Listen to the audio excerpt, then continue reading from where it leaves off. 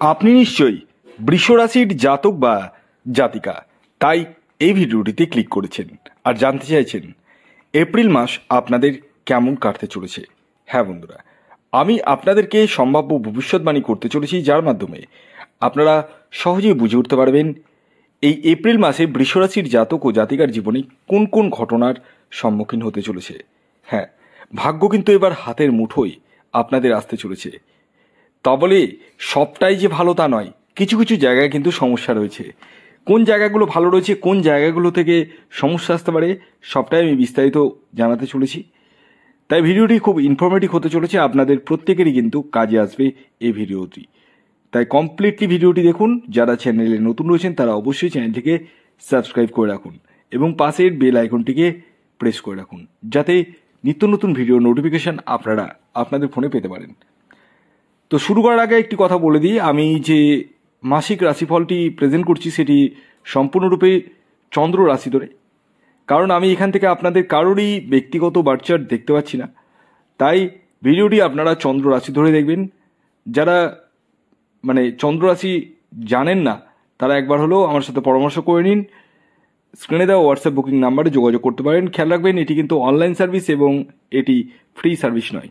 তাহলে আসুন জেনে নেওয়া যাক বৃষ রাশির এপ্রিল মাস কেমন কাটতে চলেছে, অর্থাৎ 2025-এর এপ্রিল মাস বৃষ রাশির জাতক ও জাতিকার কোন কোন ঘটনার সম্মুখীন হতে চলেছে।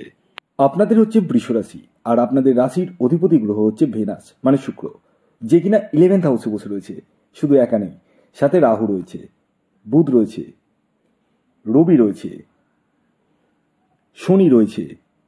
আপনাদের ফার্স্ট হাউসে রয়েছে দেবগুরু বৃহস্পতি, সেকেন্ড হাউসে রয়েছে মঙ্গল গ্রহ, ফিফথ হাউসে রয়েছে কেতু গ্রহ। আসুন জেনে নেওয়া যাক এই গোচরের নিরিখে আপনাদের কেমন কাটতে চলেছে। প্রথমে আসি শরীর স্বাস্থ্য, কারণ কথায় আছে স্বাস্থ্যই সম্পদ। দেখুন, স্বাস্থ্যের জায়গাটা ফার্স্ট হাউস থেকে দেখা যায় বা দেখা হয়, অর্থাৎ ফার্স্ট হাউস থেকে আমরা ইমিউনিটি সিস্টেমকে বোঝাই, আমাদের সেলফকে বোঝাই। তো ফার্স্ট হাউসের লর্ড হচ্ছে শুক্র, যে কিনা 11th হাউসে রয়েছে এবং উচ্চস্থ রয়েছে, সাথে রাহুও রয়েছে। দেখুন, শুক্রের স্থিতি ভালো রয়েছে, তবে শুক্র তো একা নেই, সাথে রাহু রয়েছে, বুধ রয়েছে।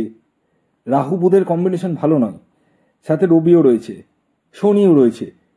তো একটা কথা বলতে পারি, এমনি ওভারঅল হেলথের জায়গা নিয়ে সমস্যা না থাকলেও একটা কথা বলতে হবে আপনাদেরকে, ডাইজেস্টিক সমস্যা আসার সম্ভাবনা রয়েছে। আপনাদেরকে হেলদি ফুড কনজিউম করতে হবে,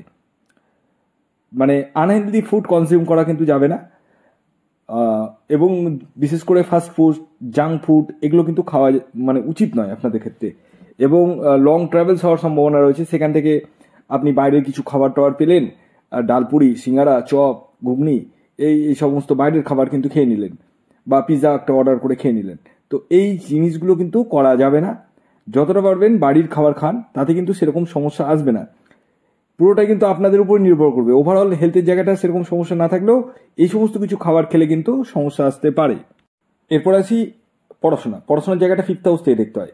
ফিফথের লর্ড হচ্ছে বুধ, যে কিনা 11th হাউসে বসে রয়েছে, আর ফিফথে বসে রয়েছে কেতু। 18 মে পর্যন্ত থাকছে কেতু। তো একটা কথা বলি, দেখুন আমি বারবার বলি কেতু, রাহু এগুলো একটা মাইন্ডলেস প্ল্যানেট, বারবার বলি ভিডিওতে, আমি বলি আপনাদেরকে। তো এই গ্রহগুলো যে ঘরে বসে থাকে, সেই ঘরে এক্সপেক্টে কিন্তু নেগেটিভ এফেক্ট কিছু দেয়। যেমন ফিফথ হাউসে যে কেতু বসে রয়েছে 18ই মে পর্যন্ত থাকছে। তো 18ই মে পর্যন্তই কিন্তু আপনাদের সমস্যা আসবে, বিশেষ করে এডুকেশনে।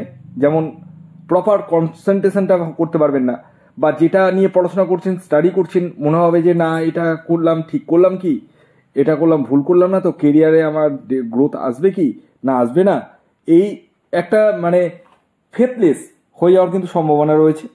সেই জায়গাটা আপনারা আশা করি অনেকেই বুঝছেন যারা এডুকেশনের সাথে যুক্ত রয়েছেন, সেই জায়গাটা কিন্তু হওয়ার সম্ভাবনা রয়েছে। তো কেতু যখন সরে যাবে তখন কিন্তু সেরকম সমস্যাটা আসবে না। এরপর আসি প্রেম জীবন। প্রেমের জায়গাটা কিন্তু ফিফথ হাউস থেকে দেখতে হয়। তো ফিফথে বসে রয়েছে কেতু, আর ফিফথের লর্ড হচ্ছে বুধ, যে কিনা 11th হাউসে বসে রয়েছে। দেখুন, বুধের স্থিতি খুব একটা খারাপ না, কিন্তু এখানে কেতু যে বসে রয়েছে, কেতু মাইন্ডলেস প্ল্যানেট, আমি এর আগেও বললাম। তো আপনারা যে সম্পর্কের সঙ্গে যুক্ত রয়েছেন সেই সম্পর্কের মধ্যে কিছুটা চিড় বা ফাটল বা কনফিউশন, মানে সে আদৌ কি আমাকে ভালোবাসে বা আমাকে কোনো চিট করছে না তো, এই যে একটা অহেতুক চিন্তা ভাবনা, সেটা কিন্তু তৈরি হওয়ার সম্ভাবনা রয়েছে, যেখান থেকে আপনার প্রেমের জায়গায় কিছুটা সমস্যা আসার সম্ভাবনা কিন্তু রয়েছে। একটু আপনাদেরকে কেয়ারফুল থাকতে হবে। ছোট ছোট বিষয়ে আপনাদের রাগ জেদ বৃদ্ধি পাওয়ার সম্ভাবনা রয়েছে। একগুঁয়ে স্বভাব কিন্তু একটু হলেও ত্যাগ করতে হবে আপনাদেরকে। তবে যেহেতু শুক্র ও বুধের মানে একত্রে অবস্থান, সেক্ষেত্রে কিন্তু আপনাদের প্রেমের জায়গায় যতই সমস্যা আসুক সেই জায়গাটা কিন্তু আবার দেখবেন কেটে যাবে।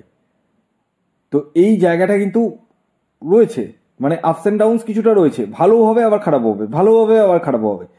এরপর আছি আপনাদের দাম্পত্য জীবন। দাম্পত্য জীবন 7th হাউস থেকে দেখতে হয়।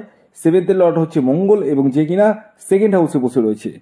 দেখুন, দাম্পত্য জীবনে সেরকম কোনো সমস্যা আমি যদিও বা দেখতে পাচ্ছি না, তবে 5 এপ্রিল থেকে 20 এপ্রিল পর্যন্ত আপনার যে লাইফ পার্টনার রয়েছে তার একটু মুড সুইং হওয়ার সম্ভাবনা রয়েছে।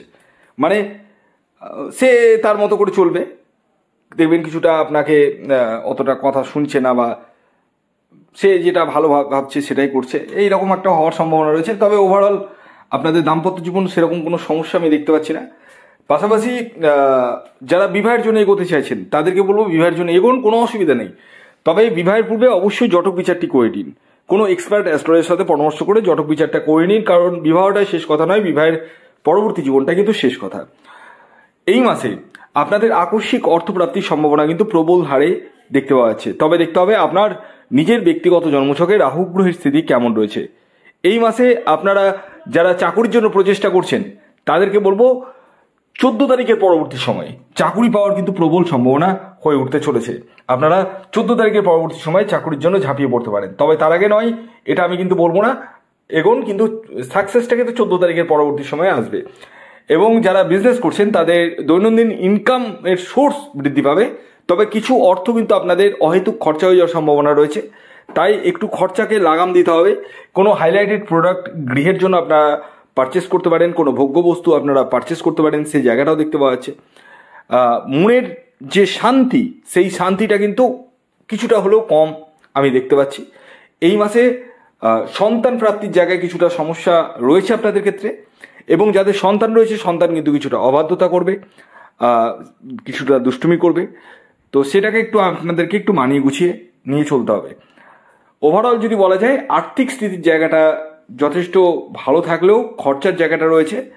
এই মাসে প্রতিকার হিসেবে আপনারা প্রতি সোমবার দিন মহাদেবের উপাসনা করুন, তাতে কিন্তু অনেকটাই রিলিফ পাবেন। ভিডিওটি এখনকার মতো এই পর্যন্ত। যদি ভিডিওটি ভালো লাগে অবশ্যই লাইক করে দিন, শেয়ার করে দিন, সাবস্ক্রাইব না করে থাকলে সাবস্ক্রাইব করে ফেলুন। ধন্যবাদ।